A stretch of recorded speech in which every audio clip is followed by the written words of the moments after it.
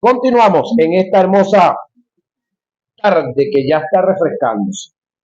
Vamos a ver verdades intrínsecas en la adoración. Vamos a ver qué es esto, clase número 9. Seguimos avanzando en este núcleo en el cual estamos llevando a cabo esta clase correspondiente para el día de hoy. La adoración es incondicional, es decir, no hay nada en la cual que yo pueda hacer para condicionar la adoración. No, la adoración es algo incondicional, espontáneo de cada uno de nosotros. Reitero, es como su momento de intimidad. Aquí hay casi puros casados y la otra no sabe lo que estamos diciendo. Es como un momento de intimidad de usted y ella. Si usted le pagó para que ella tenga intimidad con usted o ella le pagó a usted, eso no es intimidad, compañero. Eso se llama prostitución. Entonces, si usted lo están obligando a hacer lo que está haciendo, si usted lo están manipulando para decir lo que está diciendo, eso no es adoración. Entienda eso. Estemos clarito ahí. Ahora, nuestra adoración a Dios no debe de emanar, ni se debe dar por recompensas o reprensión, por miedo, sino por reconocimiento. El hacerlo por recompensa estaría involucrado nuestro interés, y eso es un principio de prostitución. A la prostituta no le importa quién tú eres, sino cuánto le vas a dar. En nuestra adoración, en nuestra adoración por recompensa o retribución, no nos importa quién es Dios cuando se hace de esa manera, sino cuánto voy a recibir de Él por causa de mi supuesta adoración. Mano, y esto pasa mucho con los fulanes pactos. Pacte por. Nadie está diciendo que lo haga por darlo, no. Estás pidiendo esto, aquello, lo otro, no. Entonces creen que eso es adoración, no es adoración. El hacerlo por reprensión lo haríamos bajo un instinto de intimidación. Todo lo que hacemos en nuestras supuestas adoración lo haríamos con el fin de no ser castigados, azotados por Dios, es decir, por miedo. El hacerlo por reconocimiento, que es la forma correcta, sería por inspiración de nuestro amor, honra, reverencia, obediencia, humildad, entrega y devoción. No importa cómo te encuentres o cómo te sientas, nunca olvides que Dios es digno de ser adorado. La adoración nunca sale del alma, ella nace y sale del espíritu. Por esta causa, las personas que viven por los sentidos, que son almáticas y sensuales, no califican para ser adoradores. Un adorador es fiel en la adversidad. Nunca espera el mejor momento para adorar. En esto podemos notar la diferencia que hay entre la adulación y la adoración. La adulación es producto de las emociones y se acondiciona a las circunstancias. La adoración no nace ni depende de las emociones, tampoco se acondiciona a las circunstancias. En Hechos se registra el testimonio del caso de Pablo y Sila, quienes después de ser azotados en gran manera con vara, instrumento utilizado por los romanos para el castigo severo, fueron puestos en la cárcel de más adentro, es decir, en lo último para allá, lo que indica el calabozo, sin aire ni luz solar, sin ningún tipo de ambiente favorable para ello. Además, les aseguraron los pies con el cepo, encadenados. Dice la Biblia que bajo toda esa circunstancia, Pablo y Silas entonaban himnos adorando a Dios. Ellos no acondicionaron la adoración, no buscaron el mejor momento para hacerlo, solo adoraron. ¿Sí? Después de haberle azotado mucho, los echaron en la cárcel, mandando al carcelero que los guardase con seguridad, el cual recibió este mandato, los metió en el calabozo de más adentro y les aseguró los pies en el cepo. Pero a medianoche, orando Pablo y Silas, cantaban himnos a Dios y los presos los oían. Hechos 16, 23 al 25. Habacuc aprendió a adorar a Dios en medio de las circunstancias negativas que, según lo que él expresa, se determina un caos total. Aunque la higuera no florezca, este es Habacuc, y en las vides hayan fruto, aunque falte el producto del olivo y los labradores no den mantenimiento y las ovejas sean quitadas de las majadas y no haya vaca en los corrales, con todo yo me alegraré en Jehová y me gozaré en el Dios de mi salvación. Jehová el Señor es mi fortaleza. Es decir, no es el corral, no es la vaca, no es la oveja, no es la leche, no son los obreros, no es la uva, no es la vid. El cual hace mis pies como de siervas y en mis alturas me hace andar. Habacuc 3, 17 al 19. Job, en las condiciones más difíciles, pudo decir, aunque él me matare, en él esperaré. Yo sé que mi Redentor vive. Job 13, 15 y 19, 25. La Biblia da testimonio de que Job, después de haber pasado por la tragedia, postrado en tierra, adoró. Job 1:20. Nunca olvides esta verdad. Satanás se va a encargar por todos los medios, a través de las circunstancias negativas, quitar de ti la adoración para que en lugar de ella haya quejas, maldiciones, opiniones, dudas, temores, y de esta forma termines cuestionando a Dios y por causa de esto no veas ni seas testigo del gozo que produce su salvación en medio de la adoración. No adores a Dios por las malas circunstancias, sino en medio de las circunstancias. Importante este detalle. Todos nosotros hemos pasado y vamos a seguir pasando por circunstancias no agradables, que parece que no son favorables. Entonces, no adore a Dios por lo que usted cree que le pasó, que usted cree que es malo. No. En medio de eso, hágalo, pero no lo haga por eso.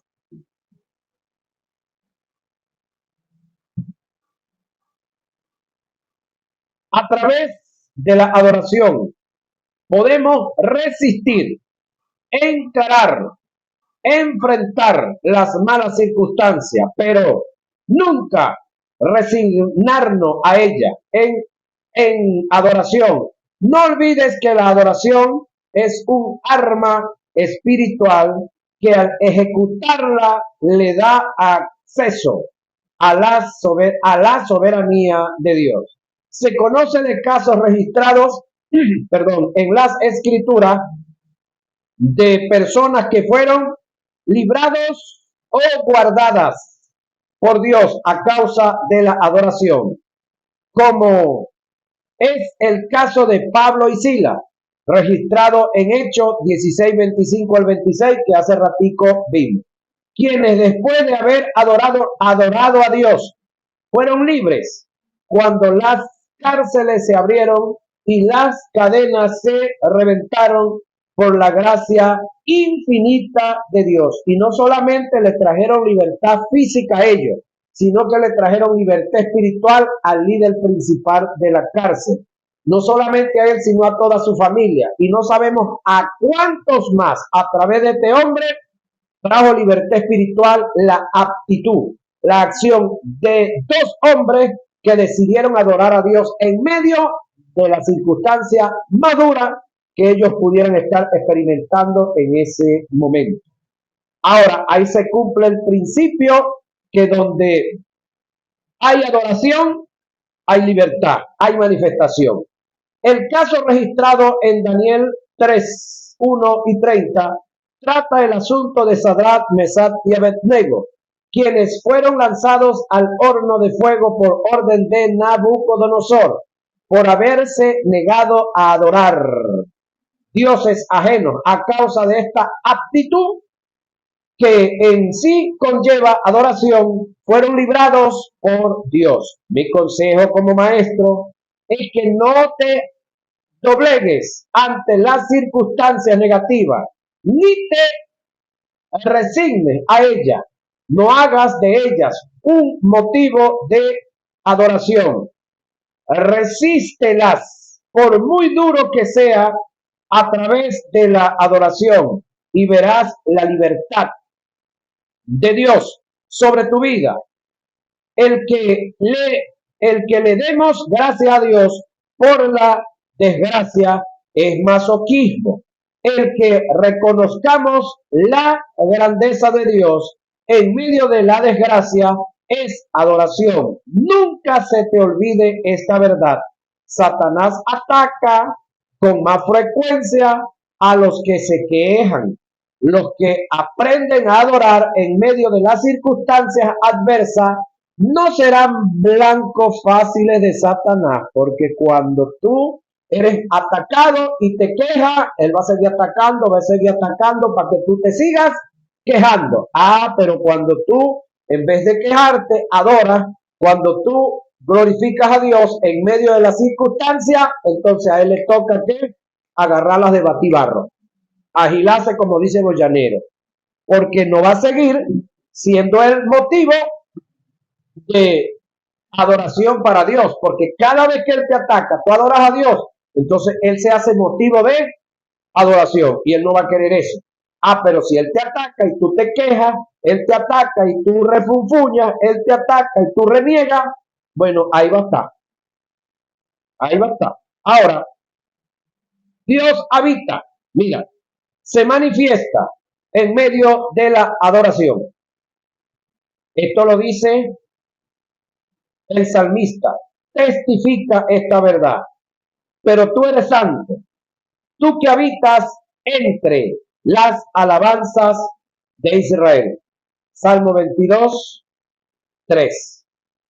Entonces, si él habita en la alabanza, cuando tú estás alabando, cuando estás tú glorificando, cuando tú estás adorando, o en medio de cualquier circunstancia, ahí se va a manifestar. Donde Dios se manifiesta, ¿qué hay?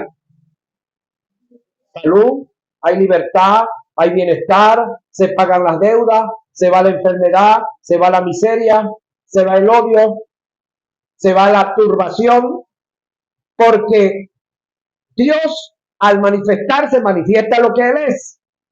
Al igual que al diablo manifestarse, Él manifiesta lo que es Él.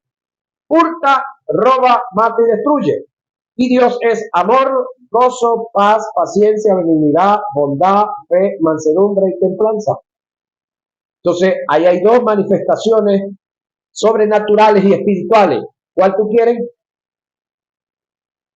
Tú me vas a decir la de Dios.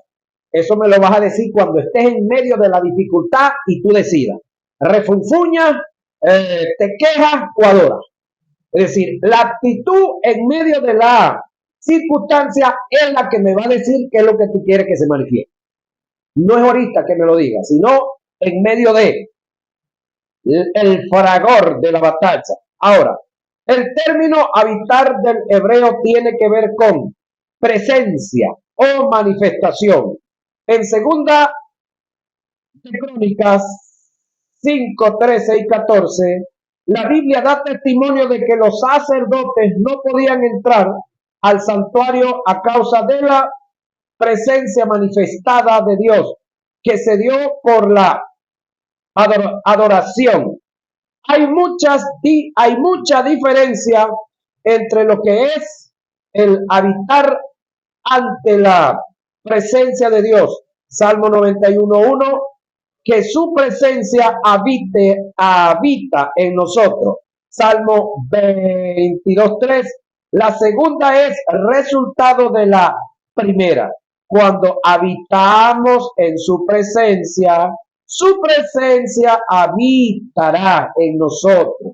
Cuando nosotros como adoradores lleguemos hasta la presencia de Dios con nuestra adoración y tocamos lo más profundo de su ser, en respuesta Él se manifestará, trayendo su presencia a nosotros. La presencia de Dios es una respuesta ante una necesidad o una demanda. Pablo y Silas entonaron cantos a Dios en adoración, llegaron a su presencia y en su respuesta la presencia de Dios vino a ellos y hubo libertad. Llegará el momento, oiga acá, a causa de la adoración, los enfermos van a ser sanados en nuestro culto de forma radical, como producto de una presencia manifestada y activada, porque el Espíritu Santo que mora en nosotros va a utilizar la adoración como un canal para desarrollar su poder y hacerse manifiesto en medio de la congregación.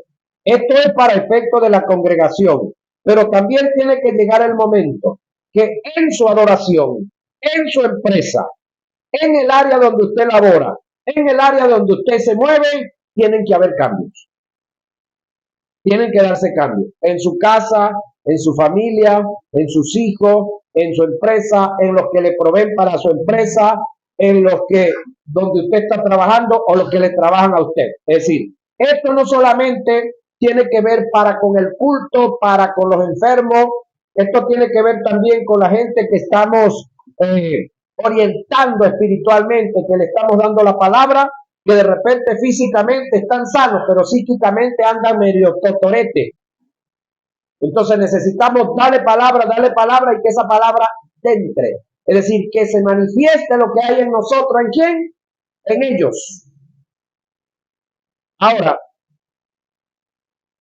lo primero que debemos hacer al entrar a la presencia de Dios después de la consagración es adorarlo. Vamos a analizar esto profundamente. Lo primero que debemos hacer al entrar en la presencia de Dios después de la consagración es adorarlo. Vamos a analizar esto porque quiero ser un poco crítico con esto y ya le digo por qué. Nunca te presentes ante el trono de Dios con quejas y nunca te quejes después de adorarlo.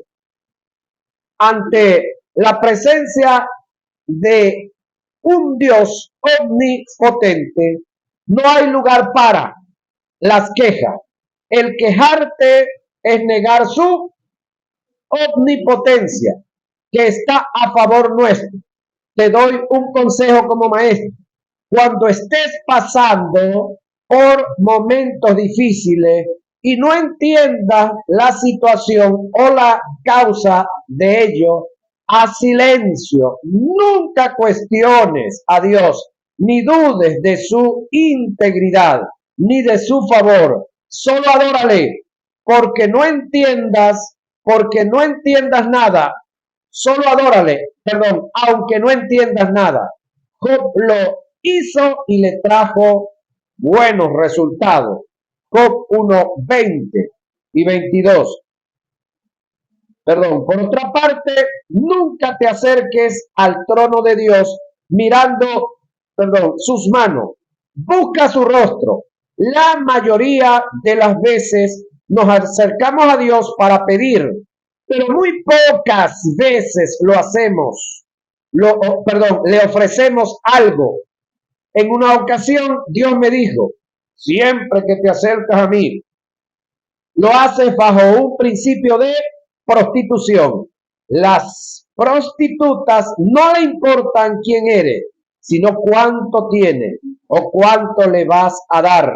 Siempre que vienes a mí, le dijo Dios al que escribe la guía, que no soy yo, lo haces buscando mis manos para ver qué tengo para darte. Muy pocas veces buscas mi rostro para adorarme. Siempre hay un interés por delante. No olvides que la adoración es incondicional. Es decir, yo debo de acercarme a Dios a adorar. Yo debo, cuando, por decir algo, he estado un rato distraído en el trabajo en la calle, he estado un rato distraído por el trabajo, por X razón. Entonces, ahí es donde cabe esta palabra. Lo primero que debemos hacer al entrar en la presencia de Dios, le dije que iba a ser crítico acá, por lo siguiente, porque nosotros nunca, pero nunca, de los nunca nos podemos ir de la presencia de Dios. Y entonces el hecho de que yo venga de la calle y llego aquí, Señor, vengo ante tu presencia. La pregunta, Dios dirá, ¿y en la calle estabas en la presencia de quién, Juan?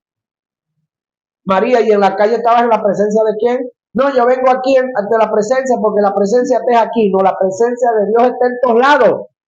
La presencia de Dios está en mi casa, así haya brollo y la necesidad que haya.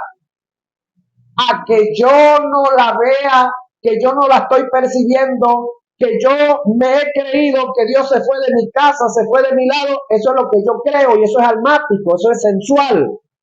¿Por qué? Porque la palabra dice que Él estaría con nosotros, luego que viviera nosotros, estaría con nosotros todos los días hasta el fin del mundo. Y ese término fin del mundo es hasta el fin de mi vida en este mundo. Entonces nunca cabe la palabra, Señor, vengo ante tu presencia. Y eso es tan común, tanto que lo dicen. Hermano, vamos a comenzar a adorar. Ya va. Yo estoy adorando desde que me levanté en la casa. Yo estoy adorando desde que tomé café, si tomé café. Yo estoy adorando desde que agarré, me bañé, me pulí los zapatos, calenté la moto y decidí venirme aquí. Yo no vengo aquí a comenzar a adorar. Que vamos a seguir adorando. Está chévere. ¿Qué es lo que sucede? Que si usted se deja vender este producto, hermano, vamos a comenzar la adoración. Si usted se deja vender ese producto y usted dice, bueno, sí, vamos a comenzar. Ahora sí vamos entonces usted en su casa no adoró, usted en la calle no adoró, usted en el trabajo no adoró. Entonces hay productos que ofrecen de aquí para allá que usted tiene que decirle, no lo compro. Comételo si lo querés. Dígale como los vendedores esos que están como a las 4 de la tarde. Están vendiendo 4 kilos, me queda un kilo. Y le gritan a nosotros por allá, comételo y te va. Hágale eso. ¿Por qué? Porque no tiene lógica. Hermano, vamos a comenzar la adoración. Reira, comienza usted. Yo estoy adorando desde que me desperté. Amén. Ajá. Entonces entendamos eso. Vamos a ir corrigiendo esos detalles. O vamos a irnos corrigiendo porque a veces pasa, estamos a la mitad del culto. Yo he visto esto por ahí. Estamos a la mitad del culto. Entonces pasan a alguien que va a cantar. Hermano, póngase de pie que ahora sí vamos a adorar. Ya va. Y el resto del culto y todos los que pasaron no adoraron. ¿Qué hicieron? Tenemos que aprender a hablar, señoras y señores. Tenemos que aprender a hablar. Tenemos que mejorar ese detalle. Porque si usted atendió a su esposo, atendió a sus hijos, atendió a las personas que tiene ahí en la casa, si usted atendió a los animales, pregunto, ¿eso no es adoración? Si usted oró cuando se levantó, si usted le dijo palabras bonitas a Dios, si usted reconoció que tiene un nuevo día, que tuvo un nuevo despertar y le da gracias, perdón, ¿eso no es adorar? Entonces, ¿por qué que viene a comenzar a adorar aquí? ¿Es que allá no lo hizo? No. Vamos a comenzar aquí en grupo la adoración a otra voz. Otra voz. Vamos a comenzar aquí en grupo, sí. porque allá lo hiciste solita, porque allá lo hiciste con tus hijos, porque allá lo hiciste con los tuyos. Pero aquí vamos a hacerlo entonces en grupo. Entonces, ubiquémonos, ¿no? No es que llegamos aquí, ahora sí estamos en la presencia del Señor. Ahora, Dios es digno de ser adorado. Mira lo que viene. En todo el texto sagrado, los 66 libros que tenemos en la Biblia que comúnmente usamos, y cuando usamos la otra, la de 73, en ninguno de los textos bíblicos usted va a conseguir a Dios Padre, a Dios Verbo, perdón, a Dios Jehová, a Dios Verbo y a Dios Espíritu Santo pidiendo adoración. En ninguno.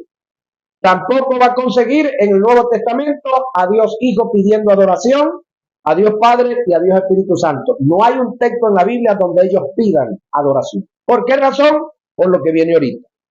Dios es digno de ser adorado. En 2 de Samuel 22:4 y el Salmo 18:3 se nos revela la dignidad que Dios tiene de la adoración. El término que se utilizó en el griego equivale al del hebreo para digno. Es asio, que traducido se refiere el ser merecedor de algo, alguien que tiene peso. La dignidad de Dios es inherente y absoluta. Él no tiene que ganar la dignidad y ni el favor de nadie. Él es digno de excelencia. Esto indica lo siguiente: aun cuando Dios no tuviera nada que ofrecerme, aunque no hubiésemos recibido nada de Él, aunque nada tuviéramos que agradecerle, Él es digno de ser adorado. La adoración es absoluta para Dios, solo a Él le pertenece. Y de paso le digo, solo a Dios se le puede adorar. ¿Cómo así? Bueno, si usted ahorita decidiera descarriarse y decidiera adorar al diablo, es imposible que lo haga. ¿Cómo así? Bueno, lo que usted hiciera después de ser lo que es cristiano, lo que usted hiciera en pro y en favor del diablo se llamaría idolatría, no adoración. ¿Por qué? Porque usted conoce al Dios verdadero y conociendo al Dios verdadero se va en pos de otro que no es Dios. Entonces, el único que se le puede adorar se llama Dios. No hay otro. En cuanto al sentido espiritual hablando. Ahora,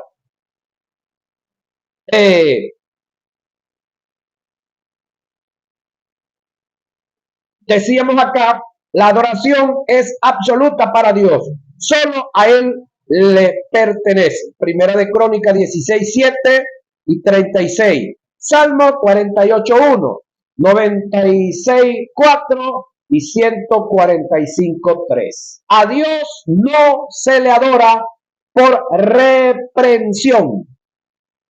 El hacerlo bajo esta aptitud lo haríamos bajo un acto de intimidación, manipulación y control. Estos son flagelos que están muy lejos de la naturaleza del gran yo soy. A Dios no le adora, a Dios no le adora por rebelión.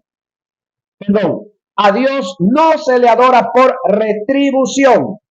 El hacerlo de esta manera lo haríamos por interés y eso es un principio de prostitución.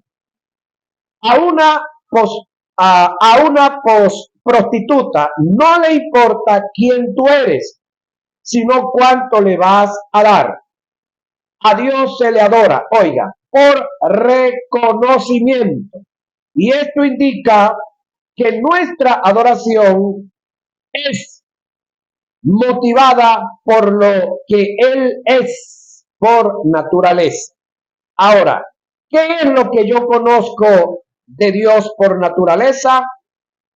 Eterno, infinito, omnisciente, omnipotente, y omnipresente. ¿Qué es eso? Debo conocer todo eso para calificar como adorador. Si yo le digo a Dios, Señor, tú eres infinito, Señor, tú eres infinito. Y Juan me pregunta, hermano, ¿qué es infinito? No, ¿qué es eterno? Ya va, infinito y eterno no es lo mismo, compañero. Infinito y eterno no es lo mismo. Entonces, si usted no sabe qué es infinito y le dice, te adoro, Dios infinito, te adoro, Dios infinito, y entonces no sabe qué es lo infinito, es ahí no califica usted como adorador. Usted está adulando. Usted tiene que conocer qué es lo infinito, que ya eso lo hemos dicho varias veces. Usted tiene que conocer qué es lo eterno, que eso ya lo hemos dicho varias veces. Y las demás propiedades que están en Dios. Hay que conocerlas para poder calificar como adoradores.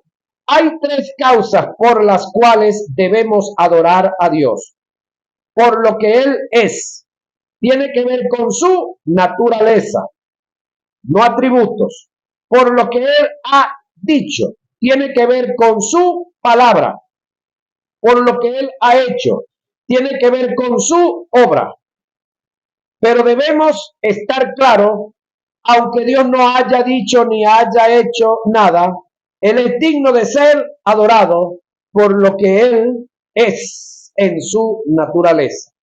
La adoración debe ser espontánea, que nazca y salga del, del corazón y la voluntad del adorador. Sin embargo, déjeme tocar un poquitico acá estos puntos. Es decir, cuando el texto nos subraya y nos habla de que a Dios hay que adorarlo por tres causas, hablamos por lo que Él es. ¿Qué conoce usted de Dios?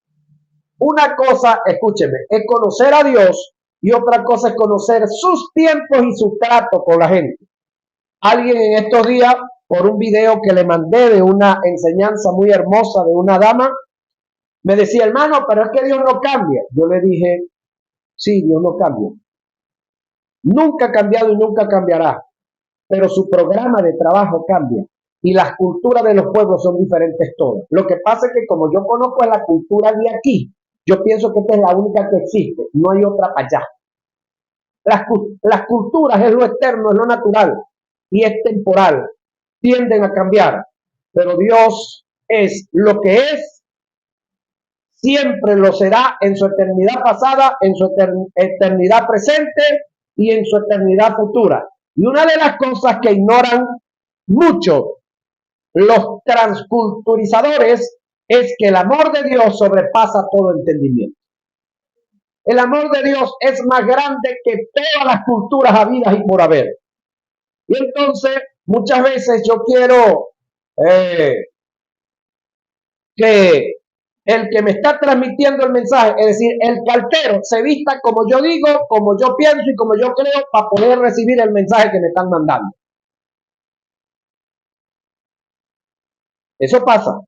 Entonces, reitero, por lo que Él es decir, su naturaleza, por lo que Él ha hecho. Ahora, cuando hablamos por lo que Él ha hecho, pregunto yo, ¿el creador de todo lo creado quién es? Yo cuando era un niño pensaba que los sapos los había hecho el diablo porque me asustaban.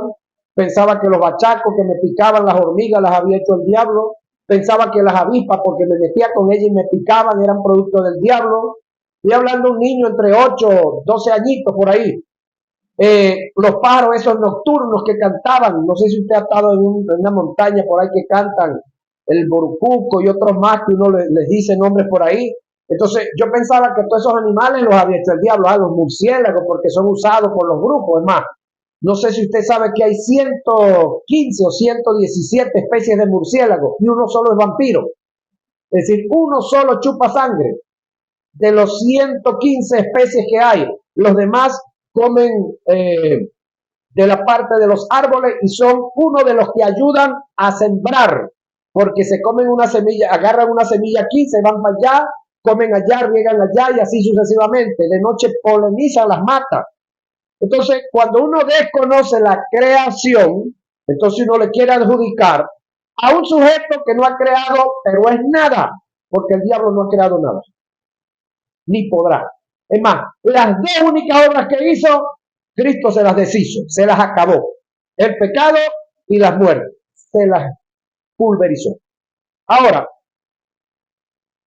por lo que Él ha hecho. Ahora, usted diría, y bueno, ¿y qué ha hecho Dios? Bueno, mírese usted, pues, comience viéndose usted, examínese usted, revísese usted. ¿Hay alguna máquina más perfecta que usted? Bueno, ¿esa es creación de quién? ¿De su papá y su mamá? No meramente. No meramente. Usted es creación de Dios. Usted es el ser más inteligente que hay sobre la tierra. A que cada día los nuevos que nacen ahorita son más inteligentes que nosotros, tranquilos, los hizo el mismo creador. Los actualizó. Nosotros vamos a ir, pero en su tiempo nosotros éramos lo máximo, ¿o no? ¿Quiénes éramos lo máximo en nuestro tiempo? Nosotros. Y con todo y que ellos sepan lo que saben, pero tienen que sujetarse a nosotros. Ajá. Y seguimos. Ahora, debemos de entender que por todas estas cosas, sencillamente hay que adorar a Dios. Ahora, la adoración debe salir ¿de dónde? Del corazón y de la voluntad del adorador. Ahora mi pregunta es, si yo voy a un culto, voy allá donde Pedro, que algún día me va a invitar, y entonces Pedro es el que canta, no sé, X música, que yo tengo que decirle, Pedro, pero cambia esa música, chico, actualízate, ponte el teclado, la guitarra y esto no. Si Pedro canta con el 4, con la charraquita y la tambora, yo tengo que someterme allá, porque la máxima representación de la autoridad de Dios, allá es Él. Es decir, aquí, cuando yo estoy aquí, Isidro es mi pastor y nada me faltará. Pero cuando yo estoy allá en la casa, Delvi es mi pastora y nada me faltará. Pero cuando vaya donde Pedro, Pedro es mi pastor y nada me faltará. Pero hay gente que quieren llegar mandando, imponiendo en cada sitio que van. Ahora, ¿qué somos nosotros? Siervos del Señor, servidores. Somos misioneros, no somos conquistadores. El misionero va a misionar. Que llevamos un mensaje espiritual indoblegable. Claro que sí, ese sí va. Pero culturalmente nosotros tenemos que ser flexible, inteligente, capaces de penetrar y estar en ese sitio. Aunarnos, moldarnos a la cultura siempre y cuando no me viole principios espirituales, principios sociales y principios morales. Siempre y cuando. Ahora, reitero, la adoración es voluntaria. Ahora, si yo voy a la iglesia de Pedro, que aquí es donde quería llegar, y allá tienen la costumbre que lo primero que cantan son los coros rapiditos, así los movidos, que batimos las manos, que movemos el cuerpo. ¿Qué hago yo sentado como el don Octaviano sentado mientras los demás están cantando? ¿Por qué? No, que como me toca predicar, yo voy a ponerme a leer la Biblia. Ya va, usted tuvo una semana, usted tuvo 2 días, usted tuvo una noche para que lea la Biblia en su casa. No sea pantallero, no venga aquí al culto, al pleno culto, a leer la Biblia. Usted tuvo todo el tiempo necesario para que lo hiciera en su casa. Respete el culto donde usted está, póngase a hacer lo que ahí se hace. ¿Se entiende eso, verdad? O como que estoy hablando muy duro. Es decir, si yo voy a un culto, en el culto yo tengo que hacer lo que ahí se hace. Al momento de cantar los coros rapiditos, los canto. Si vamos a cantar sentaditos, lo cantamos sentaditos. Si vamos a cantar como los otros, con el himnario y sin ningún tipo de instrumento, tengo que someterme. ¿Qué yo soy? ¿Un conquistador o soy un misionero? ¿Qué hace el misionero? Se sienta culturalmente con la tribu, con el grupo y hace todo. Cuando a él le dan el chance ya para dar el tema espiritual es otro. Pero yo tengo que adherirme al culto voluntariamente. Yo no necesito que Pedro allá diga, bueno, los que vinieron de visita adoren, ya va, eso yo tengo que hacerlo espontáneamente. Ahora, si yo no quiero hacer lo que se hace ahí en el culto, sencillo, no vaya, punto, quédese en su casa y en su casa usted hace lo que le viene en, y usted sabe lo demás. Pero al sitio donde yo voy, yo tengo que sujetarme o no. Ah, bueno. Váyase para Colombia y se lleva la ley de tránsito de aquí y trate de imponerla a la constitución de aquí. En ninguna parte de la Biblia, ya va, la hora me traicionó. Esta es la clase número 10 y vamos a tener que dejarla para la próxima porque tenemos 40 minutos de clase ya aquí para que cerremos con esta parte hermosa. Entonces, terminamos por ahora y ya venimos.